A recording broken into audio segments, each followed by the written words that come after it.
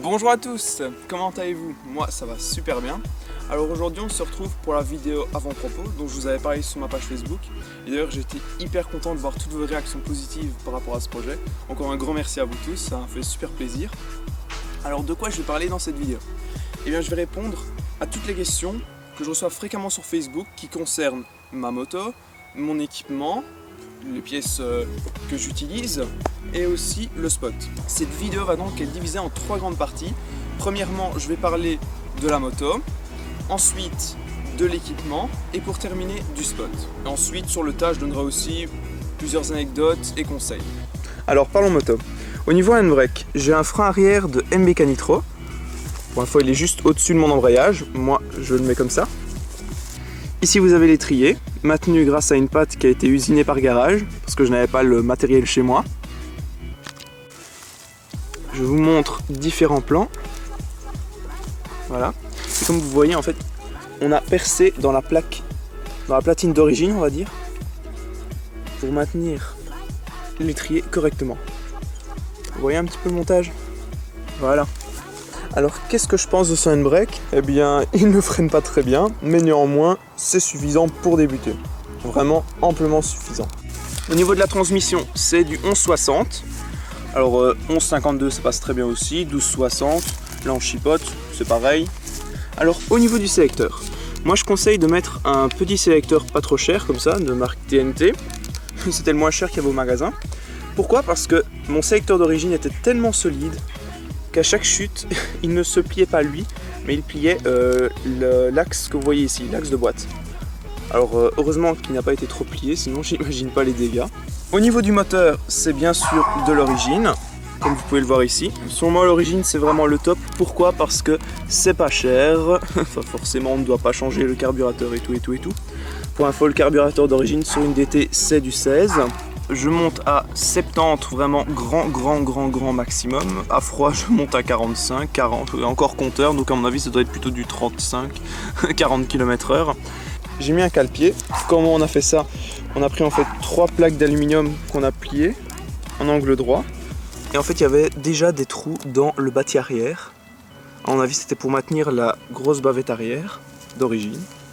Alors, au niveau du guidon, j'ai un Rental acheté 70 €. C'est du 22 mm, vous pouvez le voir ici. Pourquoi du 22 et pas plus? Tout simplement parce que je pense que c'est quand même mieux que ce soit le guidon qui se plie plutôt que le thé de fourche. Voilà pourquoi je n'ai pas pris un guidon entre guillemets trop solide. Celui-là se déforme un petit peu, mais voilà, je l'ai depuis 1 an et demi et franchement j'en suis très content. Avant j'avais un TNT et avant encore un no-end qui se sont pliés directement dans tous les sens, tandis que celui-ci il se plie un petit peu, puis hop, je chute de l'autre côté, il se plie dans l'autre sens et au final il garde plus ou moins la même forme. J'en suis donc très content. Je conseille aussi de rajouter des embouts de guidon, ce qui augmente la surface de votre guidon et qui protégera au mieux la moto lors des chutes. Maintenant voilà, ça ne protège pas aussi bien qu'une crash cage comme sur Sportive. Pour preuve, l'état de mes caches. Alors au niveau des pose-pieds, il est ce qui paraît fortement conseillé de ne pas laisser ceux d'origine, qui se cassera assez facilement. Maintenant moi, toute la structure tient le coup. Il y a juste cette pièce-là qui casse lors de certaines chutes. Mais maintenant je vérifie quand même constamment avant chaque session l'état des soudures, voir si ça ne craque pas. Et jusqu'ici j'ai encore eu aucun problème. Maintenant ça, faites attention, c'est hyper mauvais, d'ailleurs il faut que je le change. Pour les lacets et pour le pantalon, une fois mes lacets étaient sortis de mes chaussures et ils se sont pris là-dedans. Du coup moi je devais mettre mon pied à terre parce que j'étais en train de tomber et je n'arrivais pas à mettre mon pied à terre, donc je vous raconte pas la suite. Idem pour le pantalon, une fois c'est le pantalon qui s'est pris dedans parce qu'il était trop large et je n'arrivais plus à poser mon pied à terre pour me rattraper d'une chute. Voilà pour l'anecdote. Alors le garde-boue arrière, je l'ai cassé après un wheeling raté et on a ensuite limé les bords pour dire de ne pas se couper dessus. Pour le drift, j'avais des pneus Kyoto qui m'avaient coûté que 50 €. Maintenant le problème c'est que le garage ne sait plus m'en avoir, du coup j'ai dû passer à du Continental beaucoup plus cher, ce qui fait assez mal au portefeuille, je vous l'avoue. Et non, je n'ai pas raccourci mes leviers pour plus de facilité, ils se sont tout simplement cassés en tombant. J'ai ensuite limé le bord pour que ça ne coupe pas. Maintenant on va un peu parler esthétique. La plaque phare, c'est une KTM Replica En tapant 4 plaques KTM réplica 50 sur Google, vous la trouverez facilement, je pense. Le garde-boue, c'est un Acerbis. Les poignées, ce sont aussi des Rental Kevlar. Le phare arrière, ça je suis désolé, mais je ne saurais plus vous dire c'est quelle marque. Maintenant, on l'a fixé grâce à, regardez ici, une petite plaque toute fine. Vous voyez, en angle droit encore une fois. Au niveau casse, eh bien mes joints spi déjà, ça n'en parlons pas. Ils ont flanché 2 fois, du coup maintenant je n'en mets plus, je ne les change plus. D'ailleurs c'est même le garagiste qui m'a dit que ça ne servait à rien lorsqu'on faisait du stunt. Du coup j'ai fait un garrot en découpant dans un t-shirt, après l'enrouler autour du bras de suspension et j'ai ainsi fixé le tout avec de la toile isolante. Pourquoi est-il important de faire un garrot? Eh bien tout simplement parce que quand toute l'huile se barre, elle va souvent directement sur le disque avant, ce qui vous donne un frein qui ne freine plus du tout. Et je pense que c'est assez dangereux. J'ai cassé 2 amortisseurs, les griffes un petit peu partout sur la moto. On ne les voit pas en vidéo, mais ici on peut clairement les voir. Je peux vous assurer que de près, la moto est vraiment amochée. Ici la petite bosse dans le radiateur, pourquoi? Parce que cette patte, vous voyez cette grosse patte là, eh bien avant elle n'était pas aussi grosse, c'était une patte toute fine qui se cassait à chaque chute. Du coup, ce bras là allait taper dans... Enfin non, il ne l'a fait qu'une fois, mais il l'a fait une bonne fois, comme vous pouvez le voir. A été tapé dans le radiateur. Le pose-pied arrière, ça, juste cette pièce-là, hein, je ne compte même plus le nombre de fois que je les ai changés. Au niveau câble d'accélérateur, j'en ai déjà cassé 2. Et figurez-vous que la première fois, la moto, le câble s'est effrité à l'intérieur.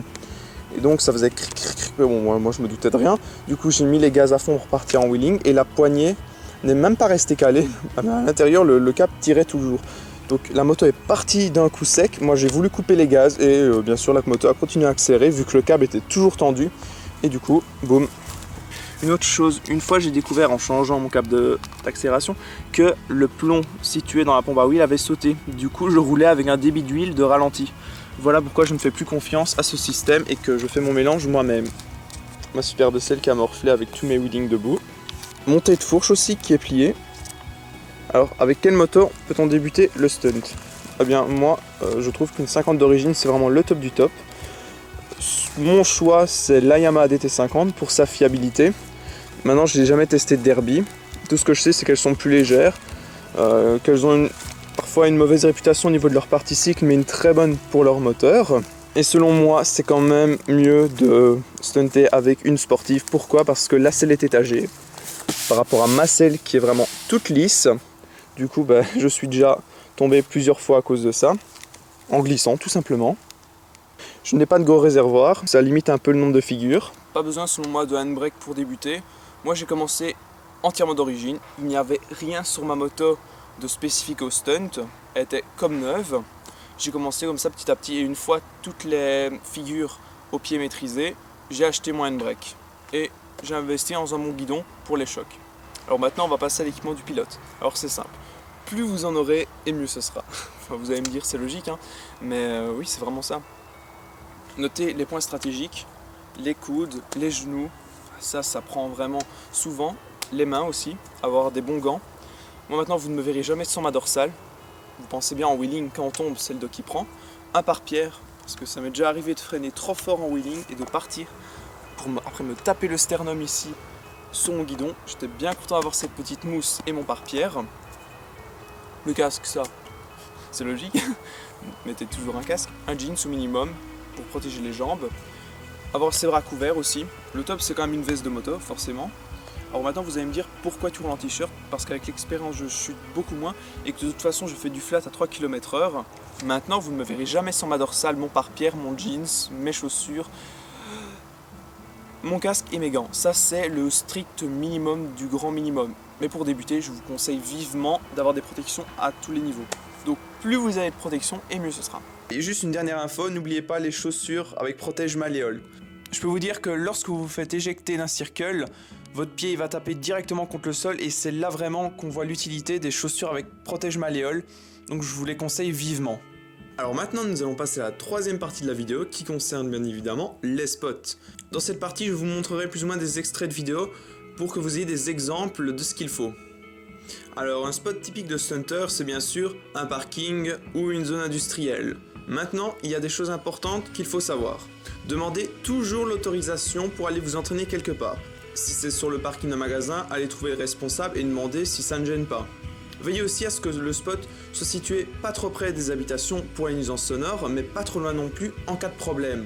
Ce qui m'amène à vous dire qu'il ne faut jamais vous entraîner seul, mais jamais au grand jamais. Ça, c'est vraiment une règle très importante, ne jamais s'entraîner seul.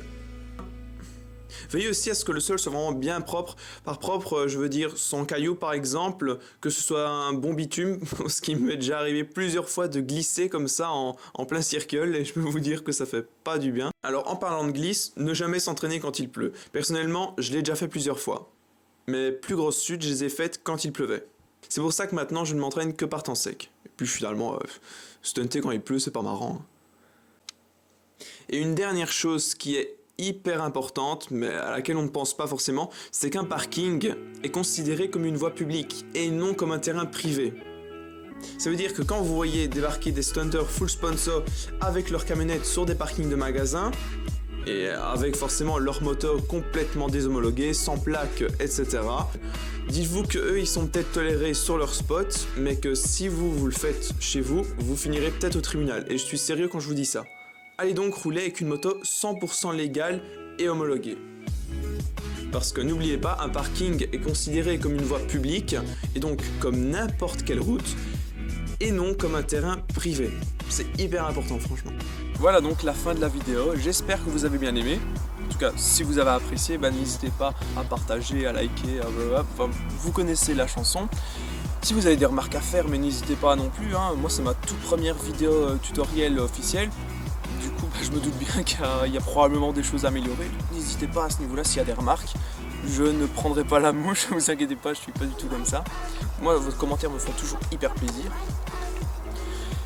Alors je vous dis une bonne journée et surtout bon ride les gars. Allez, on se retrouve la fois prochaine pour un tuto wheeling. Salut!